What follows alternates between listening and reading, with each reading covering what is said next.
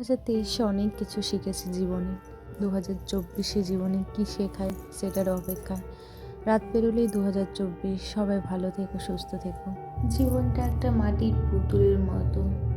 খুব সুন্দর যেমন মাটির পুতুলকে দেখতে লাগে, সেরকম জীবনটা বাদ থেকে খুব সুন্দর লাগে, কিন্তু ভেতরে অন্তরের ভেতরে কতটা কষ্ট, কতটা যন্ত্রণা নিয়ে বাঁচতে হয় একটা মানুষকে, শুধুমাত্র সেই জানে।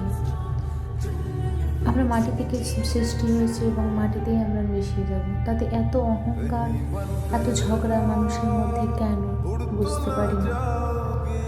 কিন্তু যতদিন বেঁচে থাকবো, যেভাবেই থাকবো, খুব হ্যাপিভাবে কাটাবো। কষ্টের মাঝেও হেসে যাব, দুঃখের মাঝেও আনন্দ করব।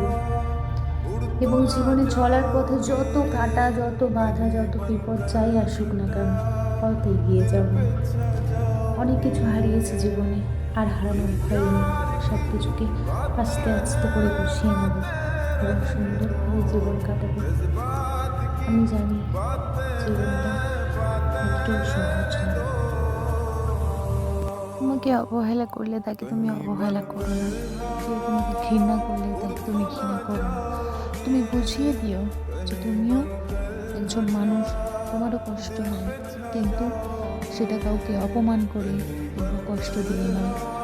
হ্যাঁ, আমি জানি যে জীবনটায় চলতে গেলে অনেক কিছু বাধা বিপদ, অনেক কিছু আসবে, কিন্তু সেটাকে লড়াই করে এগিয়ে যেতে হবে। আজকালের মানুষগুলো কেমন জানো? তারা তোমার মুখের সামনে বলবে তুমি খুব ভালো, কিন্তু যখন তুমি একটু আড়াল হয়ে যাবে ওদের চোখে, সে তোমার নামে পরচর্চা পরনিন্দা করবে। তাই ওদের কথায় কান দিও না।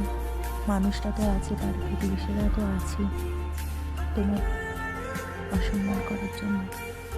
তাই ওদের কথায় কান দিও না।